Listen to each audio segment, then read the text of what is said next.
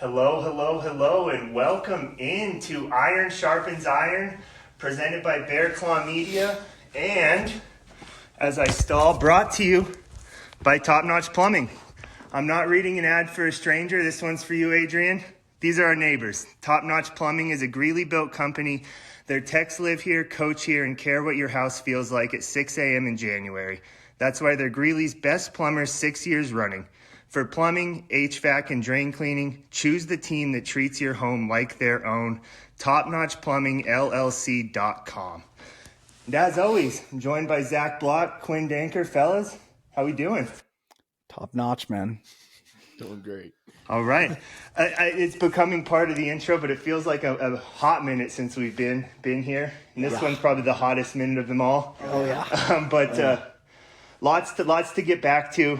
Sorry, it was just as much my schedule as y'all's for why we haven't been able to get together here the last couple weeks, but appreciate you making the trek once again. Oh, always. Sir, happy to be here again, man. 100%. All right, so I guess inside baseball, it's Monday, March 2nd, I believe, coming off 2 wins, but there were a whole herd of losses before that. So last time we talked was before the Idaho State game, after the Montanas. Felt kind of like the sky was falling a bit, but there's long season, and then win against Idaho State, and then I don't want to say the wheels fell off. I don't want to use like an analogy that doesn't really fit, but from the outside, it felt like Rome was burning. It felt like things were kind of collapsing. So, how was the last 3 weeks? I guess I imagine it's been a bit of a roller coaster. I think that's the best way I would describe it. It was a kind of a roller coaster. It was really funny. It was just like a weird time because I feel like everyone in the world was a lot more stressed out, and the sky is falling and the Rome's burning than really we were. And it was, it for sure was frustrating, and we were suffering, like we were going through it. Like these are major trials and tribulations. Like, why in the world are we not getting a win? But the thing is, we knew why. Like we knew it was fixable, but then we were also just like, man, we can't catch a break. We think we're playing good at times and we're doing these things, but then there's these little mistakes that we continue to make and we're not changing. And it's not like we were getting blown out either. Like every single game was a 1 possession game, just like it had been the rest of the season. Just before the season, all these 1 possession games were going our way. And then the last 3 weeks, all those 1 possession games were not going our way. And so it was a difference of 2 possessions every single game. And so it was just like, we're like, okay, well, clearly we can't just like sit back and be like, okay, like, everything's going to be fine. Like, cause we know it will be, but we also realize that that we haven't grown as much as other teams have. And so we needed to really fix some things heading into the rest of conference. Okay. Yeah. And so it really felt like I agree wholeheartedly with everything you said, as I'm known to do, but it felt like it just like little things were going wrong. The luck was kind of bad. Anytime you'd have like a 5-0 run to cut it or to take a 3-point lead, a 28% 3-point shooter knocks down a corner 3. And it felt like every single time. And even that happened a couple times. It felt like in the Eastern Washington game, I think Idaho, but able to withstand those. And it did. It felt like the team was never, I don't want to say as good as we thought, and definitely weren't as bad as everybody thought. Yeah. I don't know what the point differential is. It's probably pretty close to 0, probably a positive with it, but if you take out the D2 games, it's probably a little in the green. 100%. But was there anything really to point to? I know Smiley talked about like rebounding. There were a couple others that he pointed to, but it kind of felt like when one thing would pick up, just one other thing would slip a little. And were there any specifics to point to? Was it just focus, or how did you guys kind of attack it? Yeah, I think a lot of it had to do with focus. I think that, like you said, brought up the rebounding point. Coach Smiley was talking about that with us. It was against like the Montanas. We struggled to rebound, and we kind of fixed that. We kind of got our fouling down. Our fouling was a problem, and like you said, another problem would arise. And so I think it started with us in practice every single day, being more detailed, more attention to detail, bringing more energy. Like 1 through 16 had to bring more. Everybody just really needed to bring more. And we have to be able to withstand that throughout the rest of the conference. We can't just say, okay, because these last 2 games we were able to pull out wins that, we go back to doing the same thing we were doing before. We need to continue to level up because we're still not playing our best basketball. And, our goal is to play our best basketball when come March to get 3 wins. And, we're fighting to, get to that bye right now so we can, don't have to play 4 games in March. But our goal is to get to March Madness, and that's only going to happen if we get better. If we stay the same right now, that it's probably not going to happen. So we have that mindset of just getting better each and every day, getting more connected, and just growing in confidence. Yeah, I think process-based over results-based, because if you get results-based right now, or you start comparing yourself to other players or other teams in the league, that's a recipe for depression, to be honest. Like, because we were going through such a rough patch too, and but like you said, I think it's funny just because we'll talk about this later when it comes to the Splash Disciples segment, but every single game it was like a different trial and tribulation because it was just like a different problem would arise and a different thing that we'd have to fix that we didn't think we'd have to fix. And so earlier in the year, I truly feel like God was showing us, it's like, look, you guys are capable. You've beat all these incredible teams, and all of you have played so well and done all these different things. And so he showed us we could do it. But then he showed us, okay, but you guys want to play in March Madness. You guys want to win the tournament. You guys want to go do well in the tournament. So I'm going to show you everywhere you're actually failing. And so, like you said, like in the Montanas, we couldn't rebound. Then we get to Weber State, and we were just fouling the heck out of them. Like, we fouled them a million times. Then right after that, we went to Portland, and Portland, Sac State, and our defense was atrocious. And our ability to guard the ball one-on-one was atrocious. Then we moved on to Northern Arizona, and then it was just like, okay, now luck's not going on our side. We can't get a free throw. We can't get to the free throw line. We're letting other teams, like kind of secondary players, just go off on us. Just because we're not fully locked in. We had a bunch of scout mistakes. Like, these are a bunch of different areas that each game was showing up. And we're like, okay, if we really want to do what we want to say, like, God is literally showing us every single area and part of our team's game where we are currently failing and that we need to flip around and improve if we want to be where we want to be. So I think it's really a blessing in disguise to be able to go through this stuff. Now, obviously it's really frustrating, and it was really frustrating. But we have to, like Zach said, we have to continue to be process-based and just trying to fix all little things so that we're playing our best basketball come March. Okay. And, yeah, the free throws were something that really stood out because it was an anomaly. Yeah, it didn't feel like anything had changed in the way you guys, maybe getting to the bucket a little bit less, but you weren't a fundamentally different team, it didn't feel like, than when you were getting 30 free throws against Cal State Fullerton. Yeah. But then, is that like something you guys did you focus on that? Because it felt like in that Idaho game especially, I think there was like 1 3-pointer in the first half of the first half. You took, I think that was the game you took 8 free throws in the first half. Was that an effort, a concerted effort to do that, or were you guys just like, we know it'll come out in the wash, we just got to keep doing what we're going to do and it'll figure itself out? I mean, honestly, I think that we take what the defense gives us. So Idaho was taking away threes, which gave us more opportunity to, get to the basket. And, we didn't change anything. We're not like, okay, we're going to go throw our body into people and try to draw fouls, all that different stuff. We just kind of play the game. And, it just happened that we got some calls that game and we're able to get to the line and kind of even that out. Cause like you said, it has been bad. It's been like we foul the most out of any team in the Big Sky, and we get fouled the least. And yeah, I don't know if that's scheme or like what that really is, but no, we just take what the defense gives us. So if they're giving us threes, we're going to shoot threes. Like Eastern Washington, they gave us a bunch of threes. We didn't make them, but they gave us a bunch of threes, so we're going to take the right shot. You know what I'm saying? That's the mature answer. I was like pretty frustrated by it, just because I'm like, he's 100% right in saying that we didn't change anything scheme wise. And it's not like in practice we were going around and practicing foul baiting like other teams do. I'm pretty sure like all we were doing is, well, first off, we post up more than any other team in the league, statistically proven.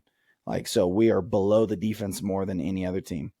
which means we're generating more momentum and force going towards the basket than any other team. But we were foul, and most of the stuff that we do is trying to create situations where we're not fouling the other team defensively, not allowing them to just get like most teams, like we don't allow baseline. And that's usually where a lot of fouls come, is driving baseline and then getting forced into rotation stuff. We don't do that. We force everything in the middle. And so we're like, okay, so how is our defensive scheme creating so many fouls? And how is our offensive scheme not generating enough fouls? So like I said, it was an anomaly just because it's like, it doesn't really make any sense. So even when the Idaho game happened, we were just kind of like, I don't really understand why, because we're playing the same that we have been playing any other game. Just for some reason, they wanted to call it today. But yeah, hopefully, like I think that's just another thing too, that it was like, look, this is a trial and tribulation. Learn how to win without getting calls. Learn how to, because that's another thing too, is we were one possession game all these games, and the free throw differential was 15-20. Like, and we're losing by 1 point. Like Portland State, it was like a 15 differential. Sac State, it was like a 20 differential. Weber State, it was like a 20 differential. All these different teams that we lost to by 1 bucket or whatever it was, and the free throw differential was insane. And coming with free throw differential, also that means some of our best players are in foul trouble. That means they're not in the game. So if you take a step back from like the present circumstances that you're in, and you kind of just look at it in the big picture, you're like, okay, we get some stuff to go our way. Our players can stay in the game. We're not getting fouls. Their guys are getting fouls like we think they are. We're in a great spot. We're only losing by 2-3 points. And all this crazy stuff is going in favor of the other team. Like you said, a 28% free 3-point shooters cashing threes from the logo. And you're just like, okay, yeah, like all the stuff that starts to, the percentages even out eventually. And so we know that. And so eventually, like when stuff starts to go our way, then we'll be in a great spot. Okay. And that Sac State game felt like the lowest point. Maybe it wasn't. With like the second half lead, I think it was 18 with 9 to play. Mm-hmm. Foul trouble definitely hit you on that one, because I think you and Brock were both fouled out by overtime. Mm-hmm. And it was like the ball was in your hands kind of that whole fourth quarter, call it the fourth quarter and overtime. It felt like, from the outside, it felt like confidence really slipped there. Did you see any of that from the inside, or was it just, what was kind of the mentality after that one, I guess? Like after the Sac game? Yeah, because correct me if I'm wrong, but that kind of felt like where it bottomed out, even though there were, I think, 2 losses after that, but it felt like those were much improved games. Yeah, I don't think confidence, confidence wavered, because I think even in that game too, we were just so frustrated. Like it was like every time we go into a game, we think we're the best team. Every time we go into a game, we think we're the best players. And I truly believe that every single game that we approached it that way. It was just, we realized that there were some things that we needed to change and we needed to fix. We eventually had a players only team meeting where we were just like, look, our coaches are doing everything in their everything humanly possible to put us in a position to succeed. At some point, it's on us. And so we just need to figure out everything we can possibly do to get more than, give more than what we're doing right now. Because with the effort that we're producing night in, night out, and the stuff that we're doing, and just thinking that we can just show up and do that is not enough. Like, we need more. And so 1 to 16, everyone's got to level up and add something more to the team. And I think we've done that. Yeah, 100%. I think that meeting was huge, because everybody kind of got a chance to look themselves in the mirror and kind of just realize what's important to them. No matter what your role is winning important to you? Like, do you care about your brother next to you? What can you give to the people around you every single day? And especially, in games, because I feel like our practices, we usually are, giving a lot in our practices, but there was another level we could even get to there. But the games, there was a type of energy, a type of focus, a type of serving for each other that we weren't doing. And everybody got that opportunity to kind of, look in the mirror, call guys out, and just, really, really just improve from that meeting. I thought that was huge. Yeah. So I don't get any deeper than you guys want to go, but the idea of like players only meetings is always fascinating. There's always a ton of talk about it. Like, it's easy to point back on like this team went on a 6-game run and then they're like, yeah, well, we had a players only meeting before that. But what does that look like, and what do you kind of come out of that feeling? Does it feel immediately like you're like, okay, or is it kind of one of those things where it hurts and it needs to set with you for a little bit and then you kind of come to the realization later? I imagine it differs for every player, but how does that kind of happen? Yeah, I think it differs for every player. So we had this meeting after NAU, and I'm not going to get into like specific detail of what was said in it, but everyone had something to say and everyone had something to improve on. We all realized one way or another that what we were doing wasn't enough, and that none of us were good enough to just show up and do what we were doing and win. And that we all needed to level up in one way or another. So there was a lot of truth telling. And I think a lot of guys walked away, and we were like, look, this meeting could be 10 minutes. This meeting could be 2 hours. Like, we are not going to leave these chairs until we feel like we've accomplished something. And so we all walked away. And like you said, I think some people walked away feeling like, okay, you know what? I actually feel good after that. Like, I'm ready to go. I'm ready to compete tomorrow's practice. And next practice was probably the best practice of the year. And like leading up to Idaho. And so we were just kind of juiced about that. Like, some people were, just juiced, ready to go. They're like, man, almost excited, like for what they didn't realize that they had more inside them to like kind of let out. And so they were almost really excited to be able to do that. I think some people were kind of reserved and feel like they weren't allowed to be their full selves. And then we were almost like encouraging them to be their full selves. And I think some people walked away encouraged. I think some people walked away from it realizing, okay, I haven't been giving enough. Like, the stuff that I was doing isn't enough. Like, I need to be better for this team, or in order to achieve our team success, individual success, whatever it is, I'm not doing enough. So maybe there's some hurt there, but in the end, it all created the product from this week where we played against a really, really good Idaho team, and we played a really good Northern Colorado basketball game, and we performed and we won. And then we were able to show up against an Eastern Washington team who had some luck on their side and were playing good, and they're a good team. Like, don't look at their record. They're a very talented team and well-coached team. And we were able to, and we played terrible offensively. Well, we didn't play terrible offensively. We just missed a lot of shots, but we were able to win ugly, because of our defense, because of our attention to detail, because of our scout detail, all of this different kind of stuff that we'd been failing at weeks prior. We were able to win a game just because of that stuff. And so I feel like that showed immense growth from our team from where we were the week prior. Yeah. Okay. And that makes sense, because I remember looking at Jacob before that Idaho game, and it looked like everybody, I don't want to say was having more fun, but I know like Colin was out slapping high five. It just felt like energy was higher. It felt like a cloud had almost been lifted. Is that like a freeing feeling almost? Like 100%. Yeah. Okay. And you mentioned something a few answers ago in like secondary players kind of popping off. And that's been a bit of a theme throughout the season, it kind of feels like. And I may be connecting things that aren't necessarily connected, but Coach Smiley also talked about like simplifying things. Is there a level of like your game planning, you have this scout, this, and this, and then you get in the game, you start not even overthinking, but just I think he said like the more you think, the slower your feet move. And so do you think that's a level of like when those second, third, fifth guy on the depth chart kind of go off for 25 when they're averaging 6? Is that like an overthinking thing? Is it an overcomplicating thing? Is it one of those things where if we played a second season of you doing the same thing, none of those players would really go off, and it's just kind of a luck of the draw thing? Or is there anything that you think you can like attribute that to? Hear me? You got it. So I think that, so you kind of really just answered your own question. I think like a lot of the simplifying that we needed to do was because we were allowing these kind of things to happen.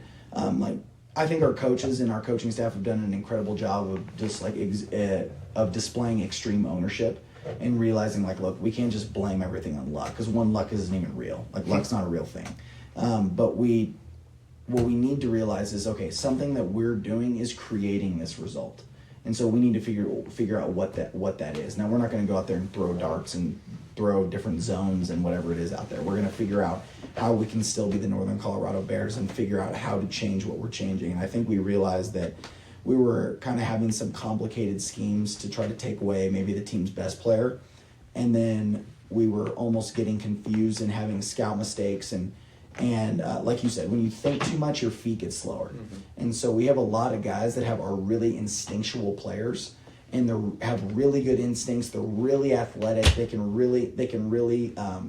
They add a lot to our team in just being able to be themselves. Mm-hmm. And so we felt like that what we were trying to do defensively was maybe too complicated, and that it was taking away guys' ability to just be themselves. Mm-hmm.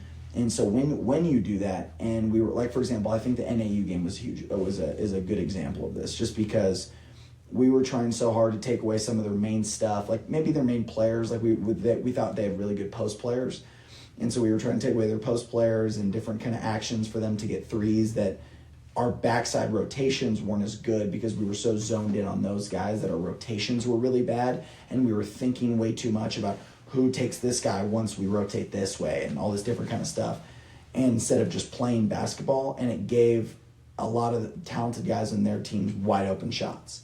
And it's like, you're a Division I basketball player, you're a talented kid. Like, it doesn't matter if you're the best player in your team or if you're averaging 20 or whatever it is. If you get an open shot, it's an open shot. And so we gave talented guys too many open shots, and then allowed them, like if they see two go down early just because we're not executing our game plan, then all of a sudden, like, you know how it is, like you see Zach sees 2 threes go down early, it's probably going to be a long night for the other team. You know, like it's again, that way it works that way for anybody. Like if I get free throws early, okay, now I'm in a rhythm to shoot, drive, get fouled, whatever it is. Like if so I felt like that's what we were doing, is we were trying so hard to take away the other team, maybe like best actions or best players, but then we were failing in our attention to detail on the backside of things. And it's not like it was on one person or anybody else. It was a whole team collective thing. Like whoever was guarding the best player or best action, the backside wasn't being detailed enough that we were giving up easy things to the other team and letting those guys get going. Okay, that makes a lot of sense. Then something I never really thought about until kind of traveling a little bit with you, like it probably, I imagine your answer is going to be like, it doesn't matter, where you just play on the court as long as the court's the right length, the baskets are the right height. But, and I'm not trying to like drag anybody, because UNC, we're, especially when it comes to like football, we're not known for our facilities, I'll say. But like, does that throw you off, like at Portland State getting dressed in a classroom, Sac State having to walk like 3 miles to the locker room, like at halftime? Do those like things, because you can say like they don't matter, but somewhere they have to, like, especially the Sac State one, like, because you lose like half of your halftime just getting to the locker room. But like, are those on your mind at all? Do you like think, what kind of like role does that type of stuff play when you're out on the road? I mean, the Sac State one was just interesting. I've never seen anything like that. But as far as like the other ones go, it's just, you know, visiting locker rooms are sometimes locker rooms and sometimes just random rooms. I don't think that necessarily means anything to our team, or I genuinely don't think that has anything to do with anything. But the random like run sprint to the locker room at Sac State is different. Dude, maybe it does have something with the Sac, because they're undefeated at home right now. Yeah, I saw they beat Montana State. Beat Montana and Montana State. Oh, I didn't see the Montana. Yeah, Oh, wow. They beat both of them, and they're incredible at second half comebacks. They've been doing that a lot too. So maybe it's like, hey, the other team doesn't get halftime adjustments like we do. So I mean, I don't know. I'm just throwing a dart out there for the podcast's sake. But no, I like that. Clip it. Yeah. No, that's funny, because it is like, it's a really cool arena. Like when you're in the gym, it's really cool. And then you walk through that one door and you're like, it's just the rec center. It's the student, and you have to, like, for people who don't know, like you have to walk through the rec center, like down one hall, take a left down another hall, like. Yeah. Oh, dude, you're walking down 3 hallways worth of. It's at least like if you're walking, it's at least a 5-minute walk. Yeah, and through like students too, just enjoying their workout on a Thursday, Saturday night. Yeah, we were sprinting from as soon as like Smiley was done talking. We're like, okay, hustle. And so we were just hustling out there for just so we could get 2 minutes of shooting in. Yeah. Okay. And kind of back, I skipped this one because I couldn't think of it in the moment. But back to like the overthinking versus letting yourself play. How do you balance, maybe on defense it's less of an issue, but how do you balance that, like having the freedom to be yourself, to run off of instinct versus not just being like an AAU team that rolls the ball out and says, go get buckets? Like how do you kind of balance having a game plan, executing it, but also being able to work with the flexibility and freedom of individual talents within that? It's a good question. It's really hard. Yeah. You know, I think we'll both answer this, but it's really hard. And I actually think it's way more common on defense than it is on offense. Just because in offense, like some guys' jobs and roles can be simplified just before the game. Be like, look, like on this play, your job is to stand in the corner, and if some dude makes a mistake and helps, shoot the ball when you're open. And it's just that simple. On defense, there's so many different little nuances going on. Like, not to mention, you have to remember the ball screen coverage that we're currently in. But then you also have to remember, okay, because of the ball screen coverage and they're in, what's my job as the help defender? But then I also have to remember who am I guarding and how am I supposed to guard him, because whoever I'm guarding will change what my job is, either on the ball screen, off the ball screen, or whatever the situation is. If that player were to make a pass to the wing, my job is different from versus when he passes it to the corner. Then you have to get into, okay, how many fouls do I have? Can I be a little bit more aggressive here or not? Or am I going to, like, what did I do last time on the ball screen? Did I go over his ball screen? Can I go under his ball screen this time, maybe to level him off? He just swung the pass one more time. Now I got to jump in the gap. Oh, now they're changing ends. I got to drop. Like, there's a million different things that are going on defense, and it's like all of those things that I just talked through are things that guys could possibly be thinking about during the game. And whenever you're like thinking, you're always going to be a step slow, because like all of those things that are going on, be like, okay, if I'm worried about, okay, if he passes it to the wing or to the corner, then I'm totally missing my job and having to rake if he beats the ball screen. And then I got to rake and recover. And so I guess to answer your question, the only possible way to not have that happen is through preparation.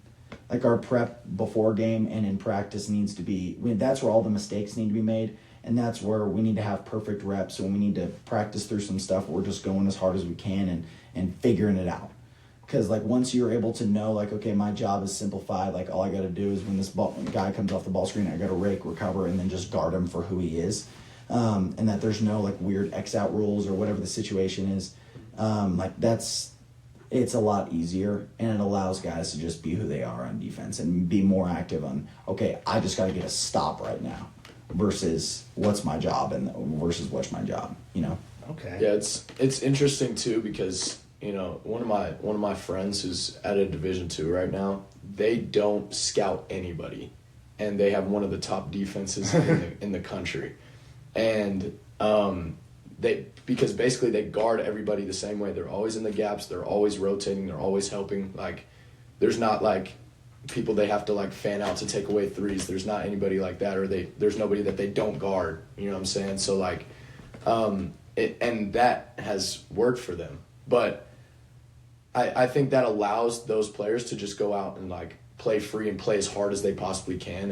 And I think that works at times. But I think, you know, at this level especially, dudes are just too good to where you have to scout what they do and understand how they play the game to best, you know, to guard them the best that we possibly can. Because if we guard everybody the same way, I feel like that, you know, it just doesn't work with how good players are. But, you know, I think that, like Quinn said, like simplifying the like rotations, the X outs, the like, you know, all the complicated things, I think it allows us to play more free and be simple and play harder when it's not as complicated, when you're not thinking as much. Okay. And does that change in, like, obviously the game plan adjustments changes throughout? The Eastern Washington feels like a good example. I think they had like 8 seconds left, but they didn't have a timeout. Nonetheless, you have one possession to guard to basically preserve a win. Does that kind of, is that a moment where you're thinking less and you're just locked in, or is that a moment maybe when you're thinking more and you're like, I can't make a mistake in this time, I have to follow the scout? Or I guess not. Does that feel like a time where it might be better to kind of just like sit down and play defense? Yeah, no, 100%. I think that's especially in the last moments where we try to simplify it as much as possible, just so that guys are like really honed in on just getting a stop. Yeah. So like at the very end of the Eastern Washington game, we were like, okay, they've got a bunch of 3-point shooting in right now. They've only got one big in. We're going to switch everything. Mm-hmm. And so like that was just like what we decided to do was you don't have to think at all. It's like because you just have to not give up a 3. Yeah, you're up 3. That's the only thing on your mind is don't let a guy shoot a 3. Yeah, it's that simple. So if I get hit by a screen, switch on the guy who screened me. Yeah, and then I know the guy who's guarding the screen will switch on the ball. And then that's the only rule you have to follow. Otherwise, follow you and mirror your guy everywhere. Okay, and so it sounds like that there was never a lack of this team never like doubted itself. It never felt like there was never like a mutiny from within. Nobody was like, nobody kind of let go of the rope. Is No, that? no.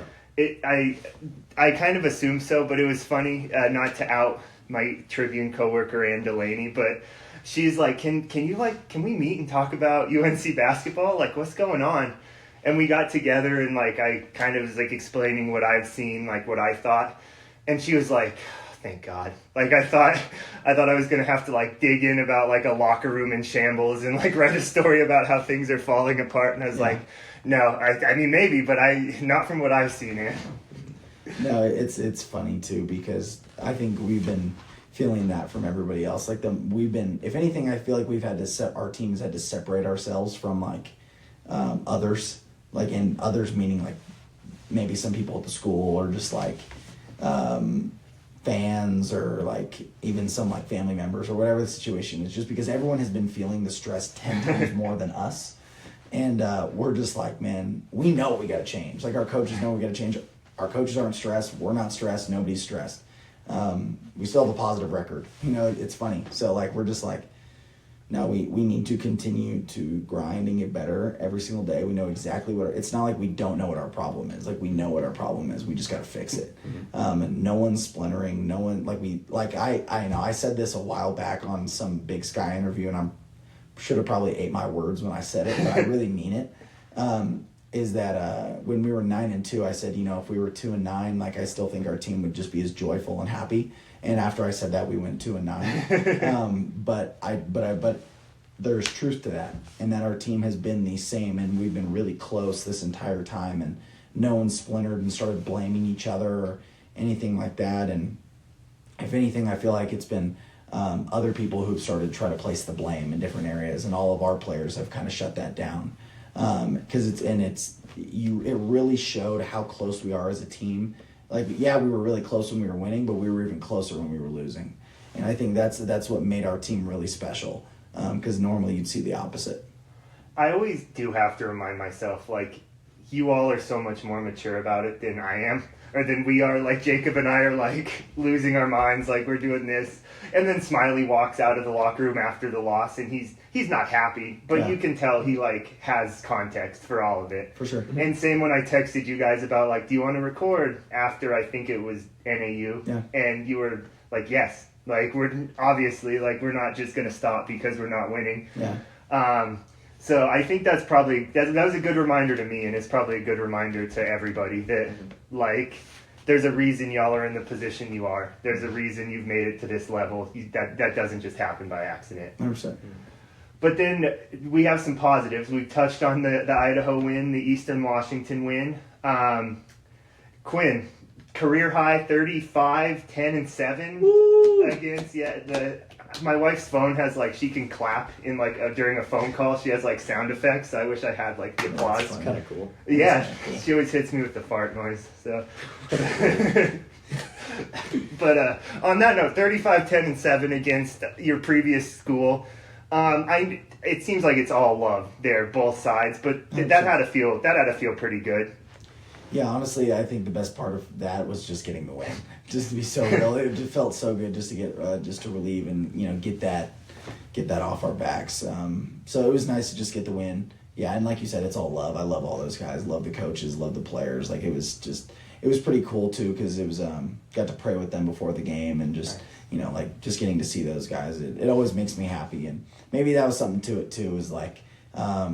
We've been like you said, there's been so much stress in the air from other people, and I think maybe getting to see my old team, just getting to see the old players, getting to compete against those guys and compete with my best friends every day, like that was just kind of like a cool moment and experience, and getting to go to the girls' game earlier in the day, and getting to see like some of my friends, like I have friends on the women's team at Idaho too, and getting to see like athletic trainers that I've been around. It was just kind of like a joyful day, getting to see our girls play because we never get to see them play, and so that was nice. And it was a crazy kids game, and there were a million kids in there doing 6-7 cam and all this stupid crap, and I'm just like, what in the world is going on?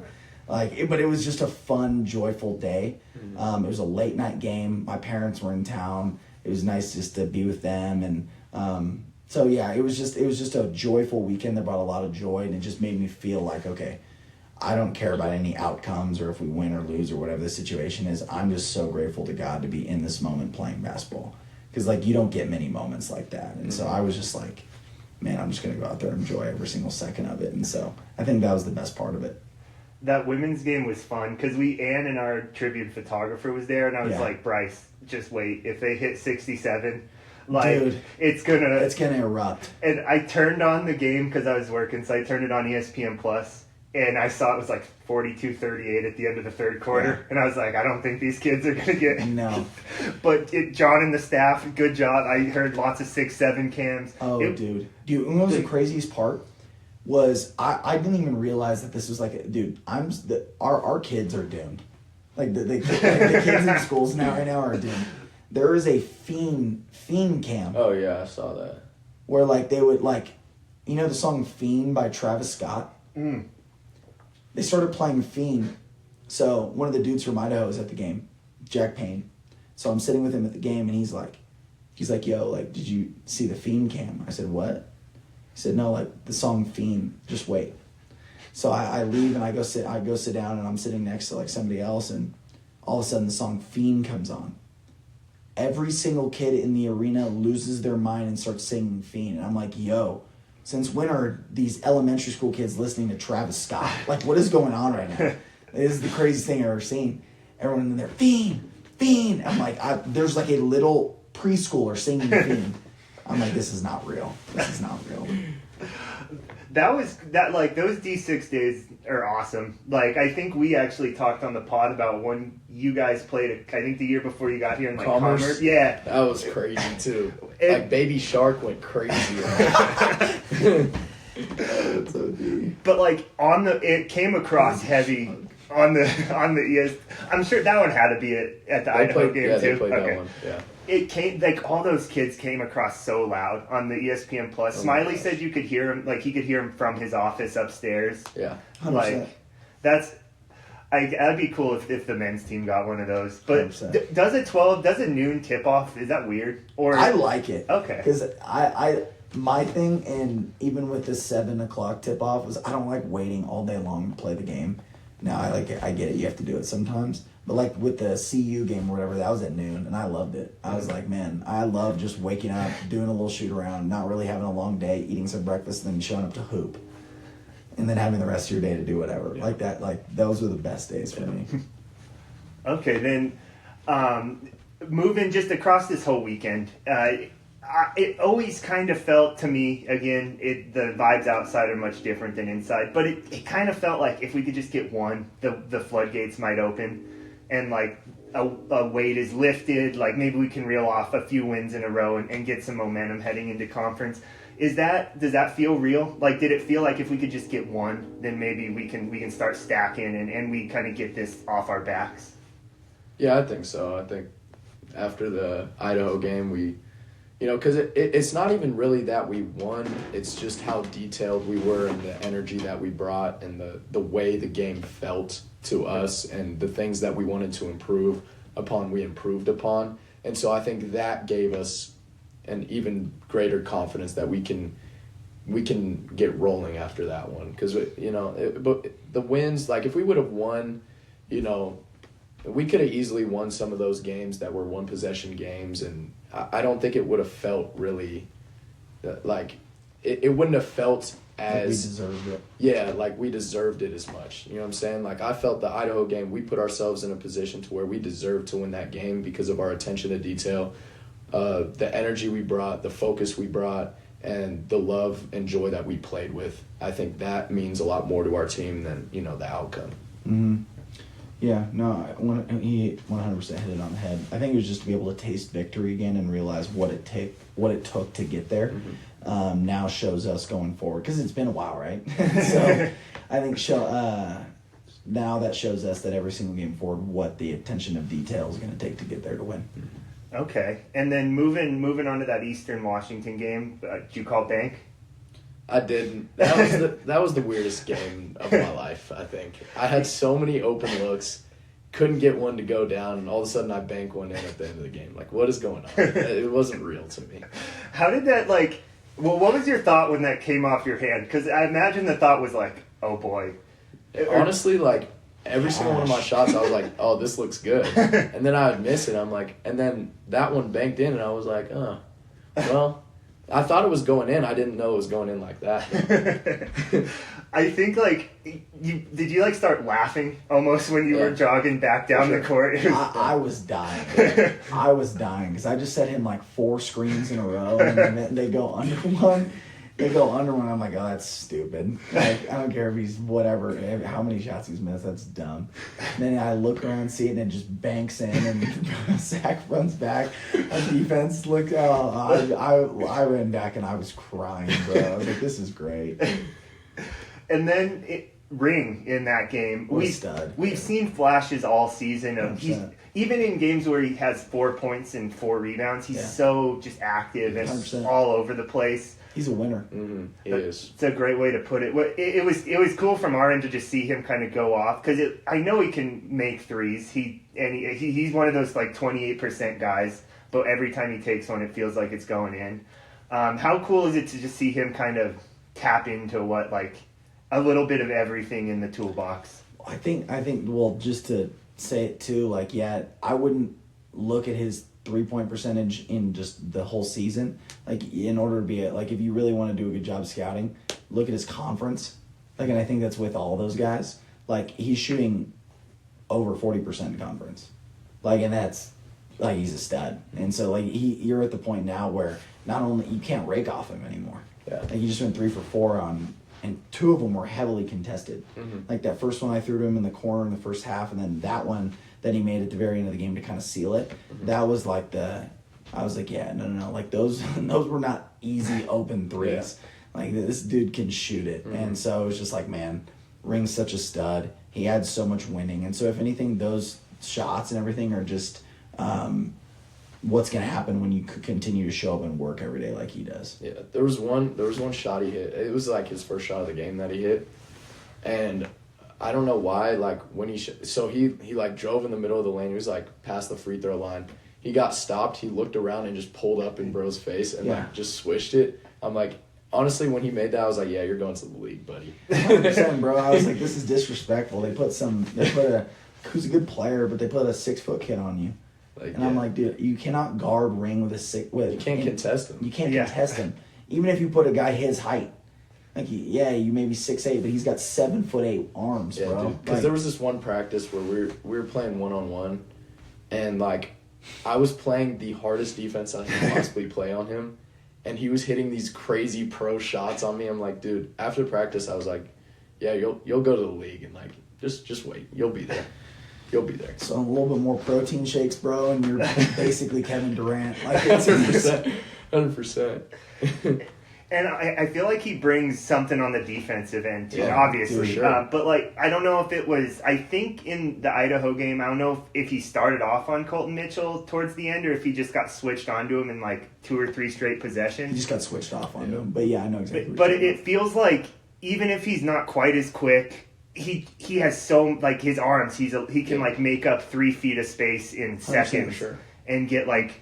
What kind of, I guess it's a stupid question, but like the flexibility that allows, I imagine that makes it much easier to like, let's switch everything, because we know Ring can get on this quick 6-footer and still like keep up and contest. Well, dude, it's like he can really guard 1 through 5. And then I joke about the protein shake, but I'm also completely serious too, because it's like the only reason that he like wouldn't be able to guard a 5 is just because maybe he like would get a foul or something.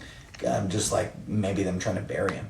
But other than that, his length and just how hard he plays makes up for everything. Mm-hmm. And so he can bait you into thinking that you have an open shot, and then you pull up to shoot it, and then all of a sudden you're not so open anymore. And like that's how he plays. And like, you know, I thought they hosed him in the Eastern game with the goaltending call. Yeah. I'm like, dude, that was the cleanest block I've ever seen. You just even JoJo's like, dude, that was a block. 100%, bro. Like the Eastern guys, those are really high quality individuals too. Like just like Idaho, like all those dudes are really good dudes. And the Eastern guys after the game were like, dude, that was a block. Like, because it's just like, dude, you don't see a guy that often in the Big Sky that's just getting up and swatting stuff above the square. Yeah. You know, like JoJo did a great job putting that ball high. Just Ring jumped higher. You know. Yeah, and dude, like the Ring has probably my favorite basketball play of all time in that Idaho game. Yeah. He blocks the shot, saves it, beats everybody down the court, and dunks on a guy and gets a foul. Like, yes. I don't think I've ever seen that. Like, I've never seen that. That was my favorite play. Yeah. Do you remember that play? Oh, yeah. I didn't actually realize it came right off the block, but I remember. Yeah. Blocked it, saved it. Like, you just see him taking off down the floor. I know Quinn's, like, watching him just sprint as hard as he can. Yeah. Finds him, and he just rises up and just dunks it. What's scary about him is how quickly he gets off the ground. Yeah. He does those dunks where, like, he jumps super high, but like there's no reason to, and so the ball's just at his head, and he just kind of like puts it in the rim. I'm like, dude, this is nuts. Yeah. Yeah. Is he feels like a type of guy that like you can build like a defense around, as like, because if he does put on like 10 pounds, he has like that ability almost to go rogue. It feels like in like the perfect way where if he's just he'll save possessions 100%. Like he saved 2 possessions in Eastern Washington's game just blocking shots. Yeah. He saves us a lot. Just in his rotations too. Like sometimes we'll be slow to rotate somewhere, and like they'll try to throw a pass thing that's wide open, and all of a sudden and just like snatches the ball out of the air. Yeah. And so and Arik is the same way too. Both of them are really like just their athleticism and their length and everything. They add so much. And yeah, Reek coming off the bench, it feels like he adds like a jolt in the arm of just energy every time he comes in. And like he's young and he makes some mistakes that like young players make, but it's just like tangible. You see Well, I mean, in the Idaho game, he was I'm not a huge plus-minus guy, but I like it because it really shows, like, okay, when you were in, how did you affect the other guys on the floor? Like, were you winning or whatever? And Arik had the highest plus-minus in the Idaho game. It was like 15.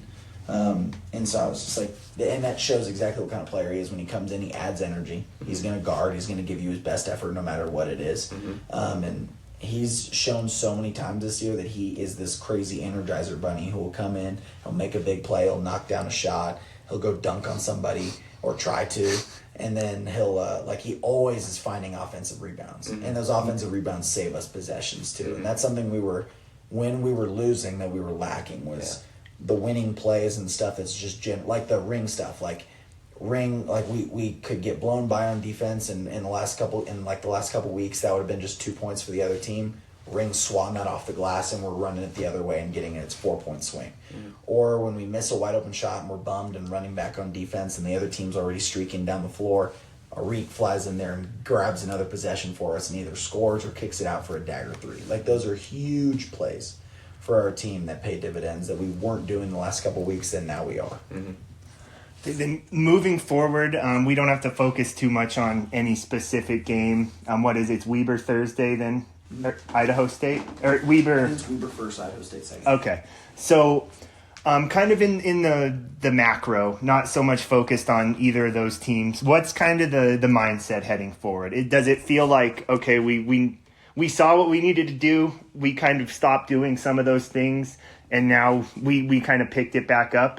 But like, what's the outlook moving forward here? I think it's continued to get better. Like you said, being process-based, like we're not where we want to be either. Like even though we're playing better, we still have another level we believe this team can get to. And so I think just focusing on that and improving each and every day, especially in these practices, and really being focused on, Weber coming up. And I think our mindset is, like I said, just process-based. Okay. Awesome. Well, this episode's brought to you by the Neighbors, not a franchise, top-notch plumbing. Our team lives here, raises families here, and fixes your plumbing, HVAC, and drains here. Voted Greeley's best 6 straight years, top-notch plumbing, LLC. So it's that time where we ran a little long, so I apologize, but we had a lot to get to here this week. I will pass it over to you fellas for this week's Splash Disciples segment. Yeah, so honestly, it's a common theme. I said earlier we were going to talk about it, just about trials and tribulations. And the last couple weeks I've been reading 1 Peter, specifically in chapter 5. 1 Peter 5, there's 2 verses that really stuck out to me, and that was like, okay, this kind of paints the theme of what our team has been going through the last couple weeks. And first one is 1 Peter 5:6. It says, "Humble yourselves, therefore, under God's mighty hand, that he may lift you up in due time." And then in 1 Peter 5:10, it says, "And the God of all grace, who called you to this eternal glory in Christ, after you have suffered a little while, will himself restore you and make you strong, firm, and steadfast." And I think that really paints the picture of what our team was going through. Like maybe we were too high on ourselves heading into the league because we just beat Colorado Boulder. Maybe we really felt like we were really good, and then show up and maybe we tried to exalt ourselves a little bit. Like we were thinking like maybe we're a little bit better than we actually are. And what happened? We got absolutely boat raced by Montana and Montana State.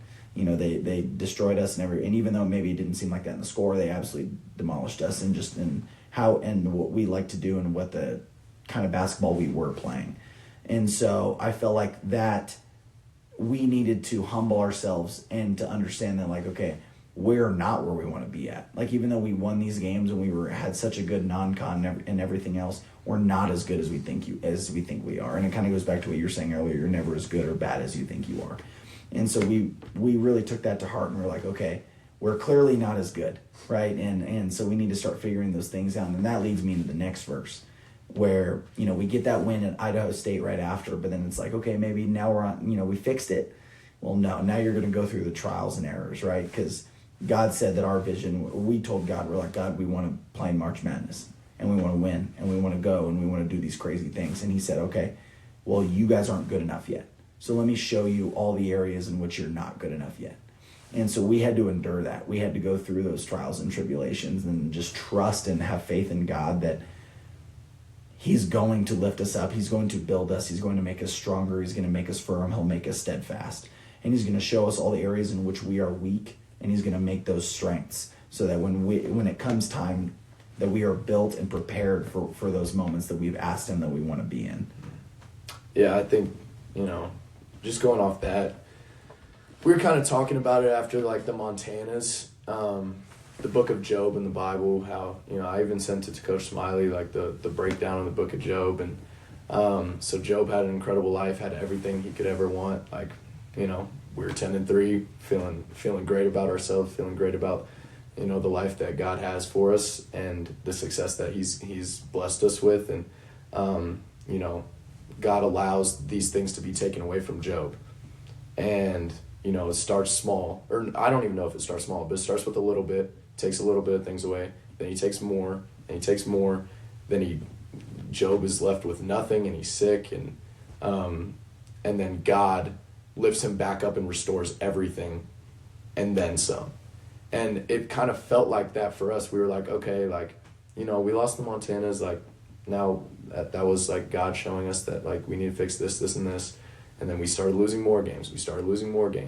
And now I feel like God is preparing our hearts for what's to come, for what he has for us, so that we can be good stewards of the blessings that he gives us, just like he did with Job, right? So I think that, it was kind of frustrating at first, because it's like, feels like, dang, can we get over this, like, this hump that we're going through right now? But there was more that we had to learn. And like I said, it's just also that we could be good stewards with the blessings that he's going to provide for us. How hard is it not to, like, kind of turn during that? Like, you've seen how good it can be, and then it feels like not too much has really changed, and all of a sudden things are going so poor. How hard is it to maintain that faith and that, like, determination, and not kind of let it slip and like fully, I guess, let go of the rope, for lack of a better term? I mean, to be honest with you, it's 100% has to do with community. If we're not in community, if we don't have brothers that have the same mindset that can lift us up, if we're just out on our own, it's very easy to go our other way.